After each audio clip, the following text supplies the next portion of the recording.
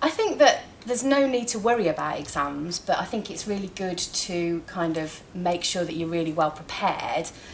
So it's all about having a plan in place of what you want to achieve, making sure that you're really certain about what criteria that you need to make. So it's all about being really prepared, and I think the more prepared you are, the less you will worry about it. I think you should certainly prepare for exams. I think what's important is not to build them up into a great big thing. Now, some people can do well in exams, some people do less well perhaps, and if you understand your own strengths and weaknesses, you can actually account for the weaknesses. So for example, if you're not that great at exams, don't worry about them, but think, how can I get better? So maybe practice some exams, maybe practice your timekeeping, for example, maybe think about your revision, come and see the skills team, that sort of thing. So I'm not going to say don't worry, because that's perfectly natural, but don't let it become stress. Think about how you can combat that worry and practical things you can do to help.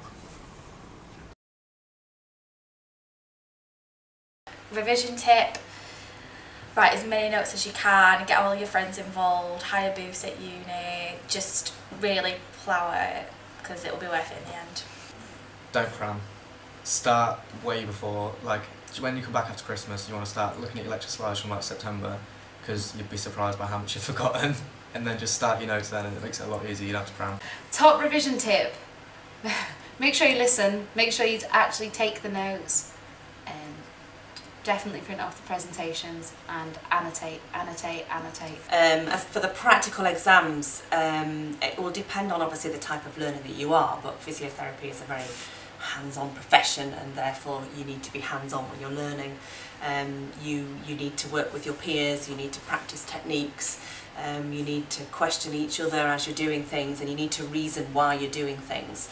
So it's not just about the practical side of things and being able to do a technique, you have to be able to know why you're doing it.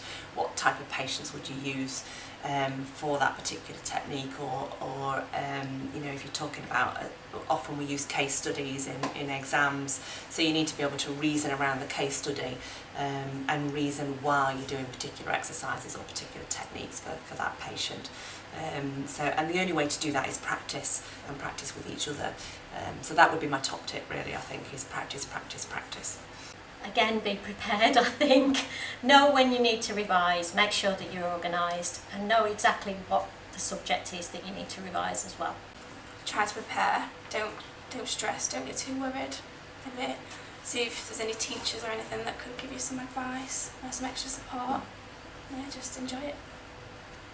My top revision tip would be to make it manageable, so chunk it up as best you can. So for instance, if you've got a topic, try and think of all the subtopics that you know of, and then potentially break them down again, because I think one of the biggest pitfalls with revision is it becoming like an unmanageable task in your mind, and if you can break it down enough so that it isn't, then I think everything else will just be one small job after another until you feel ready.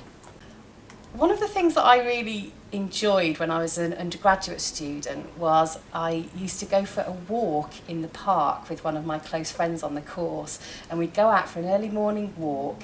We would talk about a particular topic that we were studying and revising for, and then as a reward at the end we'd go for a coffee together.